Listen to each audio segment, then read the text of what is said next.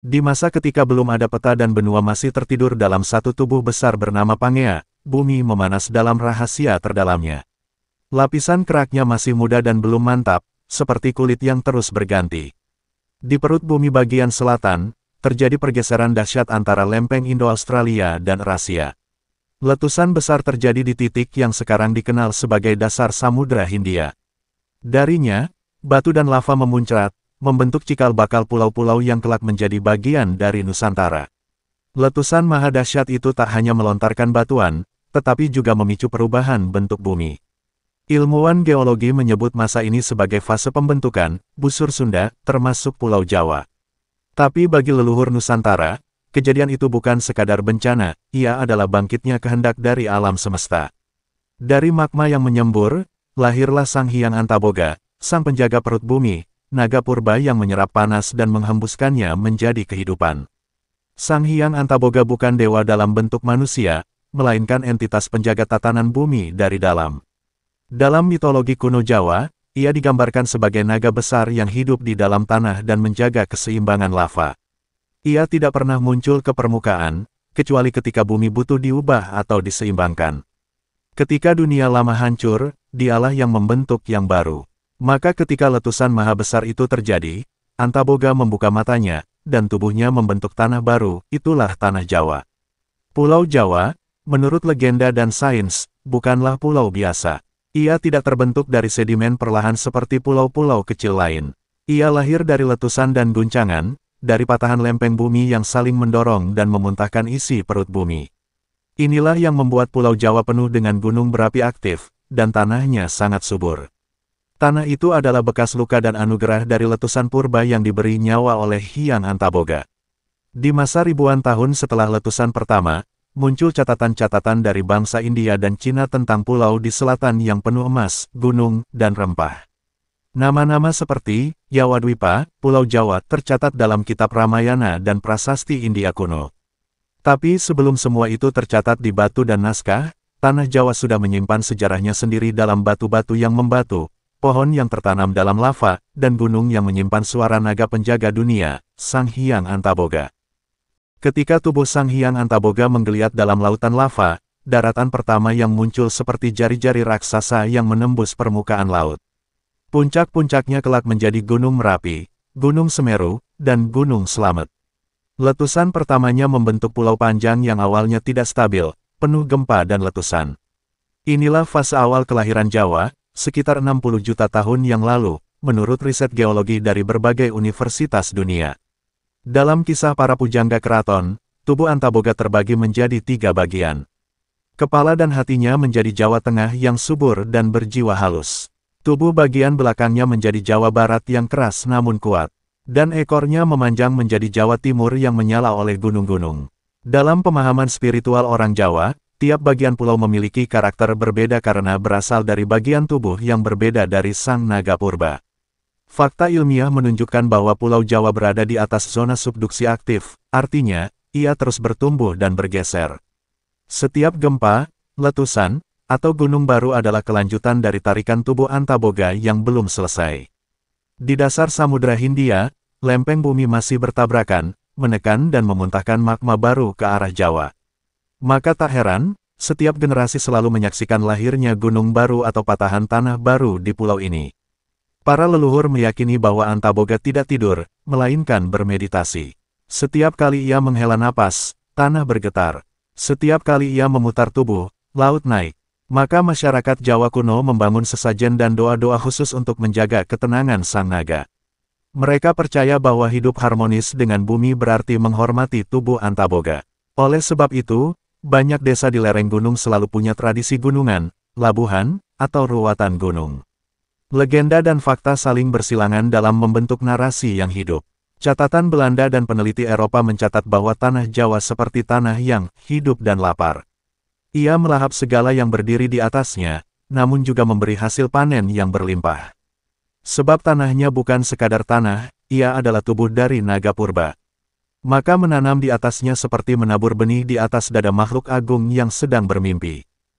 Dalam kisah kuno yang tertulis di lontar-lontar Bali dan naskah-naskah Sunda kuno, diceritakan bahwa setelah tubuh Sang Hyang Antaboga membentuk pulau, datanglah air. Lautan yang sebelumnya tenang menjadi bergolak. Air dari samudra memasuki celah-celah pulau baru, memahatnya, mengukir sungai dan danau. Air dan api beradu, menciptakan kabut dan awan, itulah asal mula hujan pertama yang membasahi Jawa. Di lereng gunung yang baru terbentuk, embun turun seperti berkah. Tumbuhan pertama mulai tumbuh di tanah vulkanik. Ilmuwan modern menyebut bahwa tumbuhan pionir seperti pakis dan lumutlah yang pertama kali menaklukkan tanah lava. Tapi dalam versi leluhur, Antaboga mengutus anaknya, Sang Hyang Naga Pertiwi, untuk menumbuhkan pohon pertama, pohon beringin raksasa yang akarnya menembus tanah, dan daunnya menangkap awan. Keseimbangan antara air dan api menciptakan iklim tropis yang khas. Angin dari selatan membawa uap dari laut, dan gunung tinggi di tengah pulau menangkapnya jadi hujan. Inilah alasan mengapa Jawa memiliki dua musim, kemarau dan penghujan. Bagi para empu dan pini sepuh, ini bukan sekadar cuaca, tetapi napas panjang Antaboga yang diatur oleh anak-anaknya, angin, hujan, dan tanah. Air mengukir banyak tempat suci di Jawa. Dari Sendang Sriningsih hingga Telaga Warna, semua punya cerita sakral. Orang Jawa percaya bahwa tempat-tempat itu adalah titik-titik di mana air pertama kali menyentuh tubuh Antaboga. Oleh sebab itu, tempat-tempat tersebut menjadi lokasi pertapaan, meditasi, dan pembersihan jiwa. Bahkan hingga kini, banyak ritual tolak bala dan pensucian diri dilakukan di mata air dari zaman purba itu. Di bawah tanah Pulau Jawa terdapat jaringan gua lava, sungai bawah tanah, dan lorong-lorong alami. Ilmuwan menyebut ini sebagai sistem lava tube, saluran tempat magma dulu mengalir. Tapi dalam mitos Jawa, lorong-lorong itu adalah jalur di mana Antaboga dan keturunannya masih bergerak. Itulah sebabnya banyak tempat keramat, gua, dan batu besar dianggap sebagai pintu gerbang ke dunia naga penjaga bumi. Ketika tubuh Sang Hyang Antaboga telah menjadi daratan yang mantap, 3 titik api menyala di punggungnya. Titik pertama menjadi Gunung Semeru di timur, yang disebut sebagai puncak tertinggi dan paling sakral. Titik kedua menjadi Gunung Merapi di tengah, yang menjadi penghubung antara dunia manusia dan dunia para dewa. Titik ketiga menjadi Gunung Sunda kelak jadi Tangkuban Parahu, di barat, yang menjaga barat pulau dari gelombang samudra. Ketiga gunung ini disebut Tridharma Gunung, dalam lontar-lontar tua. Gunung Semeru dipercaya sebagai tempat turunnya para dewa dari Kahyangan, berasal dari cerita dalam kitab Tantu Panggelaran. Dalam kitab itu, disebutkan bahwa gunung itu awalnya berada di India, lalu dipindahkan ke Jawa oleh para dewa untuk menstabilkan tanah yang terus bergoyang. Dipikul oleh Dewa Wisnu dan Dewa Brahma, gunung itu ditanam di bagian timur Pulau Jawa. Di sanalah pusat kekuatan Pulau Jawa bertumpu. Secara geologis, Gunung Semeru memang terbentuk dari aktivitas vulkanik purba dan merupakan bagian dari busur Gunung Api Sunda. Gunung ini terus aktif hingga sekarang, dan setiap letusannya dianggap oleh masyarakat sekitar sebagai pesan dari penguasa bumi. Masyarakat lereng gunung bahkan melakukan upacara rutin seperti yatnya kasada dan sedekah gunung, sebagai bentuk hormat pada Antaboga dan roh leluhur yang dipercaya bermukim di kawahnya. Gunung Merapi di Jawa Tengah menjadi simbol keseimbangan. Ia bisa sangat ramah dan subur, namun bisa pula meledak dengan murka. Dalam spiritualitas Jawa, Merapi adalah pusat energi halus. Banyak petapa dan raja-raja dulu datang ke Merapi untuk bermeditasi. Bahkan, Keraton Yogyakarta dan Surakarta menganggap Merapi sebagai bagian dari poros spiritual yang menyambung bumi, manusia, dan langit. Letusannya sering ditafsirkan sebagai isyarat gaib, bukan sekadar fenomena alam. Sementara di barat, Gunung Sunda, yang kemudian menjadi Tangkuban Parahu, dikenal lewat kisah Sangkuriang. Tapi lebih tua dari kisah itu, gunung ini disebut sebagai benteng Antaboga dari serbuan air besar dari barat. Dalam sejarah geologi, Gunung Sunda pernah meletus besar sekitar 200.000 tahun lalu, membentuk kaldera luas dan mengubah wajah Jawa Barat. Letusan ini bahkan mempengaruhi iklim global saat itu. Maka gunung itu bukan sekadar legenda, ia adalah saksi sejarah bumi yang hidup. Pulau Jawa tidak hanya terbentuk oleh magma dan air, tetapi juga menjadi rumah bagi manusia pertama di Nusantara. Para arkeolog menemukan jejak manusia purba di Sangiran, Trinil, dan Ngandong. Fosil Homo erectus tertua di Jawa berumur sekitar 1,8 juta tahun. Mereka hidup berdampingan dengan alam liar, di antara gunung, sungai, dan gua. Dalam kepercayaan lokal, Manusia pertama adalah anak-anak dari tanah dan air yang diberkahi oleh Sang Hyang Antaboga. Manusia purba Jawa hidup dengan alat batu sederhana. Mereka berburu hewan besar seperti gajah purba, kerbau, dan badak. Banyak fosil ditemukan di sepanjang Sungai Bengawan Solo, aliran sungai purba yang menjadi pusat peradaban awal. Namun bagi masyarakat Jawa kuno, manusia pertama bukan sekadar makhluk hidup, tapi juga penjaga keseimbangan. Mereka meyakini bahwa setiap manusia lahir dengan bagian kecil dari jiwa Antaboga, sebab tubuhnya berasal dari tanah yang sama. Dalam banyak cerita rakyat, ada sosok Bujangga Manikmaya, yang dikisahkan sebagai manusia pertama yang mendapatkan wejangan langsung dari naga penjaga bumi. Ia diajari cara bertani, membuat api, dan membaca langit. Tokoh ini sering dianggap simbol dari Homo sapiens awal yang mulai mengenal peradaban. Di banyak desa tua di Jawa, nama-nama seperti Manikmaya, Manikguno, atau Resi, muncul dalam silsilah mereka, seolah menjadi penghubung spiritual antara manusia dan Antaboga. Fakta ilmiah menunjukkan bahwa Pulau Jawa memiliki lapisan tanah berumur jutaan tahun yang sangat subur. Hal ini disebabkan oleh letusan berulang dan endapan abu vulkanik yang kaya mineral. Maka tak heran, begitu manusia mulai bercocok tanam, mereka menetap di Jawa dan menjadikannya pusat pertanian. Bahkan di era kerajaan-kerajaan kuno, seperti Tarumanagara dan Mataram, Jawa disebut sebagai Bumi Merapi, Bumi Martani, Tanah dari Gunung, Tanah Penghidupan. Hingga hari ini, banyak tradisi dan upacara di pedalaman Jawa yang menganggap tanah sebagai makhluk hidup. Ketika hendak membuka lahan atau menanam padi, mereka selalu memberi sesajen atau mengucapkan doa. Mereka tidak sekadar menanam, tapi berbicara pada Antaboga melalui tanahnya. Mereka percaya, tubuh naga purba itu masih hidup di bawah kaki mereka, dan manusia hanya penumpang yang harus tahu diri. Setelah tubuh Antaboga menjelma menjadi tanah dan gunung, aliran air mulai mengguratnya. Sungai-sungai purba terbentuk dari hujan yang mengalir di lereng-lereng gunung berapi. Di antaranya adalah Sungai Bengawan Solo, Brantas, dan Progo, yang kelak menjadi pusat peradaban manusia Jawa. Dalam pandangan spiritual, sungai-sungai ini adalah urat darah dari tubuh Antaboga. Mereka tidak boleh dikotori, karena alirannya adalah napas bumi itu sendiri. Sungai Bengawan Solo, misalnya, dipercaya sebagai sungai tertua di Jawa. Ia mengalir dari hulu di Gunung Lawu hingga bermuara di Laut Jawa. Fosil manusia purba seperti Pithecanthropus erectus ditemukan di sepanjang alirannya. Namun menurut legenda, Bengawan Solo lahir dari air mata Antaboga ketika ia merasa bumi terlalu panas dan manusia mulai saling menyakiti.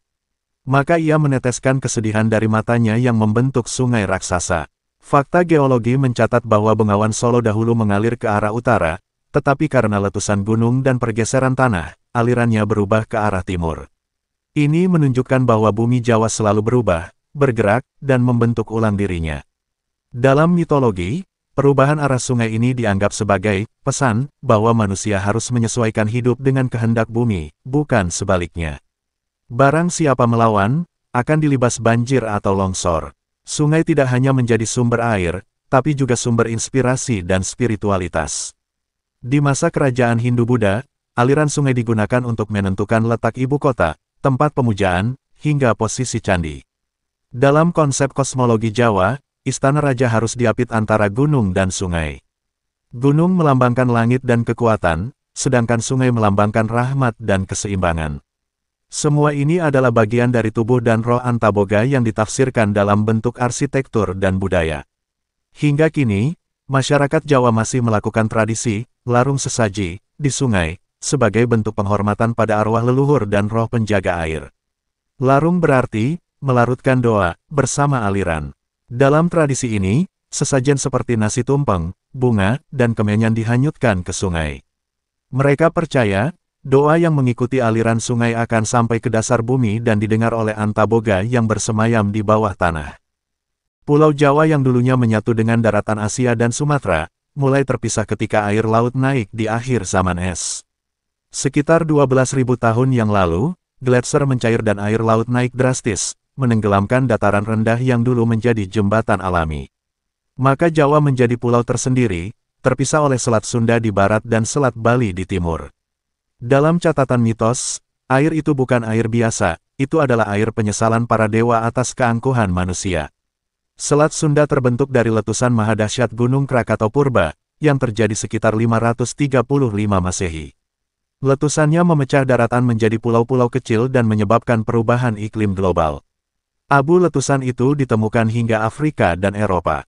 Dalam mitos lokal, letusan itu disebut sebagai Amara Antaboga karena manusia telah melupakan asal-muasalnya. Maka sebagian dari tubuhnya dihancurkan agar manusia kembali merenung. Di sisi timur, Selat Bali memisahkan Jawa dari Pulau Bali. Tapi dalam cerita rakyat Jawa dan Bali, pulau-pulau ini sebenarnya bersaudara. Mereka adalah tubuh naga kembar yang dipisahkan oleh lautan ketika Antaboga harus membagi kekuatan agar keseimbangan bumi tetap terjaga. Itulah sebabnya, meskipun berbeda bahasa dan adat, masyarakat Jawa dan Bali memiliki banyak kemiripan dalam upacara, kosmologi, dan kepercayaan tentang roh bumi. Laut bukanlah musuh, melainkan cermin yang memantulkan wajah pulau.